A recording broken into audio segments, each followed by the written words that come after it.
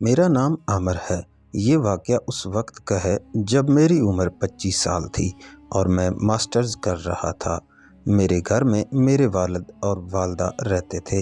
ایک بڑی بہن تھی جس کی شادی ہو چکی تھی اور وہ امریکہ سیٹل ہو چکی تھی۔ میری اماں نے ایک ماسی رکھی جو اچھی خاصی عمر کی تھی، مگر وہ اپنے ساتھ ایک اپنی نواسی کو لاتی تھی جس کی عمر تو 15 سال تھی، مگر اس کا جسم کسی 18 سال کی لڑکی کی طرح تھا۔ اس ماسی کی بیٹی فوت ہو چکی تھی، جس کے بعد اس نواسی کی پرورش کی ذمہ داری اس پر آ پڑی تھی۔ خیر کچھ ہی مہینوں میں وہ ماسی اور اس کی نواسی ہمارے گھر میں ایڈجسٹ ہو گئے اور ہم نے ان دونوں نے ہم پر بھروسہ کرنا شروع کر دیا۔ میں ویسے تو خاصا شریف لڑکا تھا، مگر پیار کا ایسا بھوکا کہ جو بھی مل جائے چھوڑتا نہیں تھا۔ میرے گھر اور دوستوں میں کسی کو میری ان حرکتوں کا علم نہ تھا۔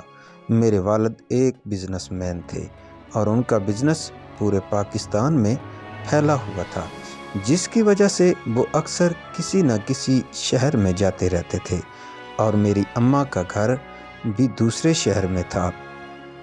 ایک بار ایسا ہوا کہ ابا کو اپنے بزنس کے لیے دوسرے شہر جانا تھا۔ اس شہر میں اماں کا میکہ بھی تھا۔ ابا اماں کو بھی ساتھ لے گئے تھے تاکہ وہ اپنے والدین اور بھائیوں سے ملاقات کر لیں۔ اماں ابو کا یہ دورہ تقریباً 1 ہفتہ کا تھا۔ مجھ سے بھی پوچھا گیا، مگر اگلے دن میرا یونیورسٹی میں ٹیسٹ تھا، تو میں نے کہا آپ لوگ جائیں، میں آپ لوگوں کے پیچھے آ جاتا ہوں۔ میری بات سن کر اماں اور ابا راضی ہو گئے۔ اماں ابا تو اسی دن روانہ ہو گئے اور میں گھر میں اکیلا رہ گیا۔ ابھی صبح کا وقت تھا۔ میں ناشتہ کر کے اپنے ٹیسٹ کی تیاری ہی کر رہا تھا کہ ماسی اور اس کی نواسی کام کرنے آ گئے۔ میں نے ماسی سے کہا، اماں اور ابا گئے ہیں دوسرے شہر، تم کو پتہ ہے جو کام کرنا ہے وہ سب کر لو، کوئی بتائے گا نہیں تمہیں۔ اس نے کہا آپ بے فکر رہو عامر بیٹا، میں سب کر لوں گی۔ یہ کہہ کر وہ دونوں سب سے پہلے کچن میں برتن دھونے میں مصروف ہو گئیں۔ ذرا دیر بعد ماسی کی نواسی جس کا نام زرینہ تھا وہ کام چھوڑ کر بیٹھ گئی۔ میں تھوڑی دیر دیکھتا رہا، پھر ماسی سے پوچھا زرینہ کو کیا ہوا؟ ماسی بولی اس کو بخار ہے۔ صبح سے ماسی نے اداس ہو کر جواب دیا۔ میں بولا تو تم اس کو کام پر نہ لاتی، نہ یہ اور بیمار ہو جائے گی، میں نے ہمدردی سے جواب دیا، جس کو سن کر زرینہ نے تشکر آمیز نظروں سے میری جانب دیکھا۔ میں اکیلے کیسے اتنا سارا کام کرتی، ابھی اور بھی تو گھروں میں جا کر کام کرنا ہے، ماسی نے جواب دیا۔ تم نے اس کو دوا دلائی؟ میں نے ماسی سے سوال کیا۔ نہیں، ابھی گھر جا کر دے دوں گی دوا، ماسی نے جواب دیا۔ گھر تو تم شام تک جاؤ گی نا؟ میں نے ماسی سے پھر سوال پوچھا۔ جی شام تک ہی جانا ہوگا، ماسی نے جواب دیا۔ ایسا کرو تم اپنا کام کرو، میں زرینہ کو دوا دلا کر لاتا ہوں، میں نے ماسی سے کہا۔ رہنے دیں عامر صاحب، آپ تکلیف نہ کریں، ماسی نے مرا کرنے کے انداز میں کہا۔ تکلیف کیسی؟ تم لوگ اتنی خدمت کرتی ہو ہماری، سارے گھر کا کام کرتی ہو، یہ تو ہمارا حق بنتا ہے، بس تم اپنا کام کرو، میں ابھی اس کو دوا دلا کر لاتا ہوں۔ یہ کہہ کر میں نے زرینہ کو کہا چلو ایسا نہ ہو کلینک بند ہو جائے۔ زرینہ نے ماسی کی جانب دیکھا، ماسی نے اسے ہاں میں سر ہلایا اور زرینہ میرے ساتھ چلی گئی۔ کار میں بیٹھ کر میں نے زرینہ کی گردن پر اپنا ہاتھ لگایا اور کہا تم کو تو کافی تیز بخار ہے، تم کو آرام کرنا چاہیے تھا۔ زرینہ نے کوئی جواب نہ دیا اور خاموشی سے سر جھکا لیا۔ خیر ذرا دیر بعد ہم دوا لے کر واپس آ چکے تھے۔ میں نے ماسی سے کہا ڈاکٹر نے اس کو مکمل آرام کرنے کو بولا ہے، تم اس کو گھر چھوڑ کر پھر جانا، अपने दूसरे काम पर। साहब, घर कैसे छोड़ सकती हूँ, वो तो काफ़ी दूर है, उसको हिम्मत करके जाना होगा। मेरे साथ मासी ने जवाब दिया। डॉक्टर ने कहा है अगर आराम ना किया तो दवा असर नहीं करेगी, तबीयत और ख़राब होगी। बेहतर ये है कि उसे आराम करने की दो में जवाब दिया।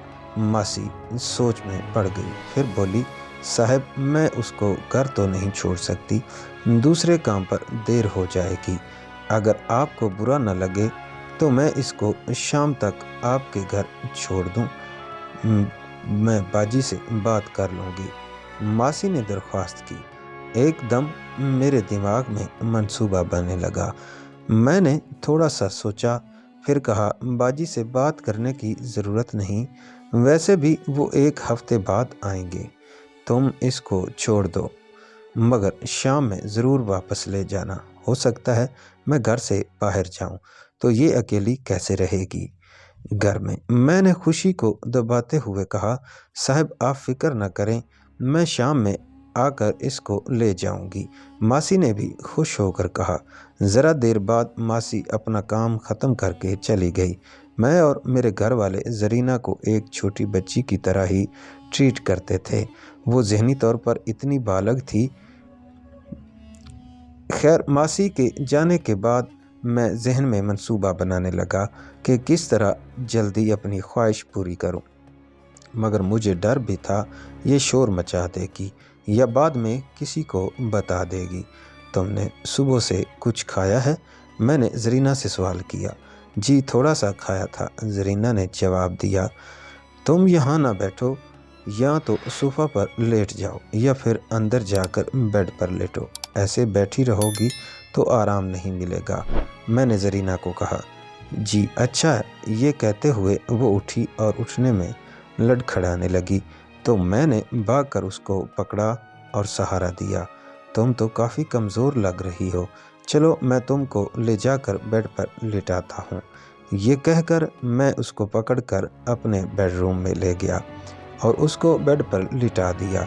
फिर किचन में जाकर उसके लिए एक सेब काटा और दूध गर्म करके कमरे में ले गया। चलो ये खाओ और फिर दवा भी लेनी है, शाम तक तुम ठीक होना है। ये कहते हुए मैं उसकी जानब देखकर मुस्कुराया। जवाब में वो भी मुस्कुराई। वो सेब खाने लगी और मैंने टीवी ऑन कर लिया। मैं एक के बाद एक चैनल तब्दील करता रहा। आखिर एक चैनल पर एक रोमांटिक मूवी आ रही थी और किस्मत से उसी वक्त उसमें एक रोमांटिक सीन स्टार्ट हुआ। मैं इस तरह बैठा हुआ था कि टीवी और मेरे बीच में ज़रीना थी, जो कि टीवी पर नज़रें जमाए हुए थी। उसको होश नहीं था कि मैं उसे देख रहा हूँ। वो बगौर वो सीन देखती रही और मुझे ऐसा लगा जैसे उसका सांस थोड़ा तेज़ हुआ। खैर, वो सीन ख़त्म हुआ तो मैंने चैनल तब्दील किया तो एक न्यूज़ चैनल था जिस पर न्यूज़ आ रही थी कि शहर के हालात ख़राब हो गए हैं, हंगामे शुरू हो गए। मैंने ज़रीना से पूछा कि तुम्हारी नानी किस जगह गई है अब काम पर। ज़रीना को उसका अंदाज़ा नहीं था, वो तो बस अपनी नानी के साथ चली जाती थी। खैर, मैं सोचने लगा कि मासी कैसे आएगी और कैसे ज़रीना को लेकर जाएगी। अभी मैं सोच ही रहा था कि अचानक फ़ोन की बेल बजी। मैंने भागकर फ़ोन उठाया तो दूसरी तरफ मासी ही थी। वो काफ़ी घबराई हुई थी। मैंने पूछा, तुम कहाँ हो? तो उसने जवाब दिया, जो एरिया बताया वो मेरे घर से काफ़ी दूर था और वहाँ के हालात ख़राब थे। मैंने मासी से उसका प्रोग्राम पूछा कि वो किस तरह आएगी मेरे घर ज़रीना को लेने। तो उसने जवाब दिया, आमिर बेटा, इस वक्त तो घर से निकलना जान को खतरे में डालना है।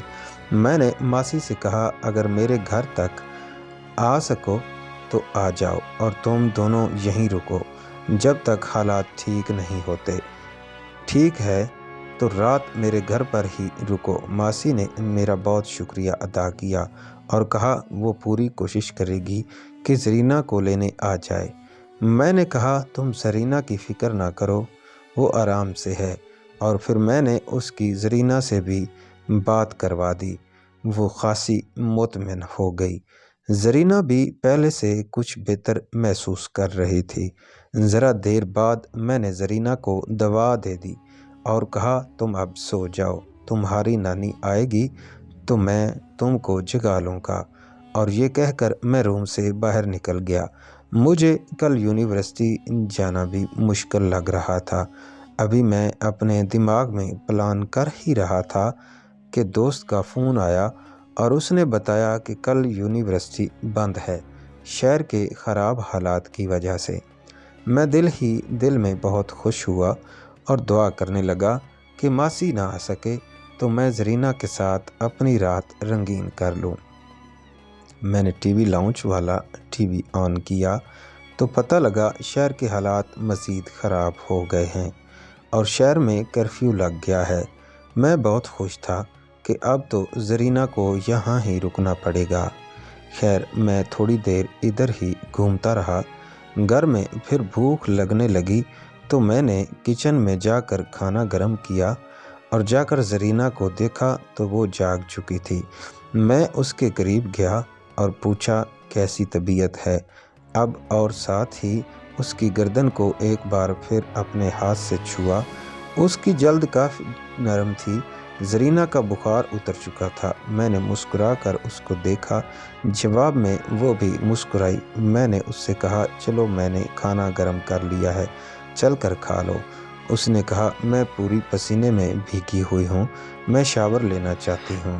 میں نے کہا ہاں جاؤ اندر باتھ میں گرم پانی سے شاور لینا۔ اس نے اس بات میں سر ہلایا اور باتھ میں چلی گئی۔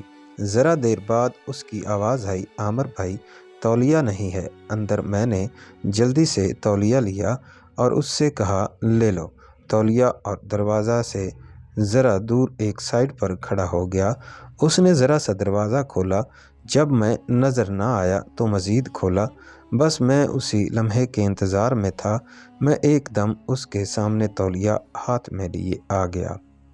وہ ایک دم ہڑبڑا گئی اور میں نے بھی ہڑبڑانے کی ایکٹنگ کی اور ساتھ ہی جلدی سے تولیہ اس کی جانب بڑھایا اور ایک سائڈ پر ہو گیا اور پھر روم سے باہر نکل گیا۔ ذرا دیر بعد وہ شرماتی ہوئی کھانے کی میز تک آئی اور خاموشی سے چپ چاپ بیٹھ کر کھانا کھانے لگی۔ میں نے پوچھا اب کچھ بہتر لگ رہی ہو تم؟ وہ کہنے لگی جی آپ کافی بہتر ہوں۔ میں نے اسے بتایا کہ شہر کے حالات خراب ہیں اور کرفیو لگ گیا ہے، نہ جانے تمہاری نانی کس طرح آئے گی تم کو لینے۔ جس جگہ پر وہ ہے ابھی وہاں تو بہت ہی حالات خراب ہیں، ورنہ میں تم کو خود چھوڑ آتا نانی کے پاس۔ اگر وہ نہ آ سکی تو تم کو رات یہیں رکنا ہوگا۔ یہ سن کر وہ تھوڑی پریشان ہو گئی۔ ابھی ہم کھانے سے فارغ ہی ہوئے تھے کہ ماسی کا دوبارہ فون آیا۔ میں نے اس سے پوچھا کہ وہ کہاں ہے تو اس نے بتایا کہ وہ اسی گھر میں ہے اور اب نکل نہیں سکتی اور نہ وہ گھر والے اسے جانے دے رہے ہیں کیونکہ شہر میں کرفیو لگا ہے۔ میں نے پوچھا تو میں تمہارے پاس لے آؤں زرینہ کو؟ وہ اب کافی بہتر ہے۔ تو اس نے پھر درخواست کی کہ میں اسے کہیں نہیں جانے دوں اور رات رکنے کی اجازت دے دوں۔ میں نے کہا مجھے اعتراض نہیں، مگر تمہاری نواسی پریشان ہے، اس کو تسلی دو۔ یہ کہہ کر میں نے زرینہ کو فون دیا۔ ماسی نے فون پر زرینہ سے نہ جانے کیا کہا کہ وہ کافی مطمئن ہو گئی۔ میں دل ہی دل میں بہت خوش تھا اور یہ موقع گنوانا نہیں چاہتا تھا۔ خیر زرینہ نے ہمت کر کے سارے برتن دھوئے، کچن کی صفائی میں زرینہ کی مدد کرتا رہا اور بار بار اس کے بازو کو بہانے بہانے سے چھوتا رہا اور اس کی خوبصورتی کی تعریف کرتا رہا۔ وہ کبھی خوش ہوتی کبھی شرماتی کیونکہ اس کو ٹھیک سے اندازہ نہیں تھا کہ وہ کیا بلا ہے۔ خیر وہ کام سے فارغ ہوئی تو میں نے اس کو کہا اب تم کو رات تو یہیں گزارنی ہے تو اس کو اپنا ہی گھر سمجھو، کسی بات میں شرمانے کی ضرورت نہیں ہے۔ कुछ खाने का दिल कर रहा है तो खाओ, कोई मना नहीं करेगा। ज़रीना के चेहरे से खुशी ज़ाहिर हो रही थी। मैंने ज़रीना से कहा, तुम्हारी दवा का भी वक्त हो गया है, तुम दवाई खाओ, फिर हम दोनों बैठकर फ़िल्म देखते हैं।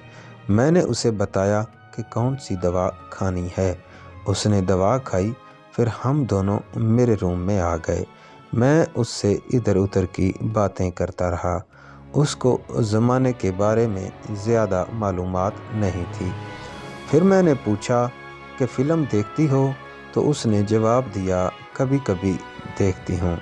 तो मैंने पूछा, क्या अच्छा लगता है फ़िल्म में? तो उसने जवाब दिया, गाने और डांस। बस अब मैंने अपना लैपटॉप ऑन किया और एक वेबसाइट पर जाकर एक गाना लगा दिया। फिर उससे पूछा, ऐसे डांस अच्छे लगते हैं? उसने कहा, ऐसा तो कभी नहीं देखा। मैंने कहा, चलो आज देखो। उस गाने में वो डांसर काफ़ी खूबसूरत डांस कर रही थी। मैं बगौर ज़रीना के चेहरे का जायज़ा ले रहा था कि वो क्या महसूस कर रही है। बिल आखिर वो वक्त आया जब उसकी सांस तेज़ हुई और वो बार बार अपने बैठने की पोजीशन तब्दील करने लगी। तो मैंने पूछा, क्या हुआ, अच्छा नहीं लगा क्या डांस? उसने बच्चों की तरह मुंह बनाकर कहा, नहीं, अच्छा नहीं लगा। मैंने फिर पूछा, क्यों? उसने कहा, बस अच्छा नहीं लगा। मैंने हंसने लगा और कहा, क्यों अच्छा नहीं है? वो ये डांस अच्छा नहीं करती, इसलिए मुझे अच्छा नहीं लगा। ये कहते हुए मैंने उसके बाजू को छुआ। उसको एकदम जैसे करंट लगा। वो हरासा होकर मुझे देखने लगी। मैंने कहा, परेशान ना हो, मैं तो मजाक कर रहा था। फिर कहाँ, चलो फ़िल्म देखते हैं। मैंने ढूंढकर एक रोमांटिक फ़िल्म लगा दी। वो फ़िल्म काफ़ी अच्छी थी। मैं ये सोच रहा था कि ये फ़िल्म ज़रीना को अच्छी लगेगी या नहीं। फ़िल्म शुरू हुई। मैं उसका सुर्ख होता चेहरा बगौर देख रहा था। उसकी सांसें भी बेतरतीब हो रही थीं। मैंने चुपके से मुंह उसके कान के पास किया और पूछा, कैसी है फ़िल्म? उसने चौंक कर मुझे देखा और अपने चेहरे के इतने करीब देखकर बदहवास हो गई। मैंने हिम्मत करके उसका हाथ पकड़ा, जिसको उसने छुड़ाया नहीं। उसको क्या मालूम था कि मैंने उसका हाथ क्यों पकड़ा है। दूसरे हाथ से मैंने उसका चेहरा पकड़कर अपने मज़ीद नज़दीक किया और उसके माथे पर बोसा दिया और आहिस्ता से उसके कान में कहा, तुम बहुत खूबसूरत हो ज़रीना।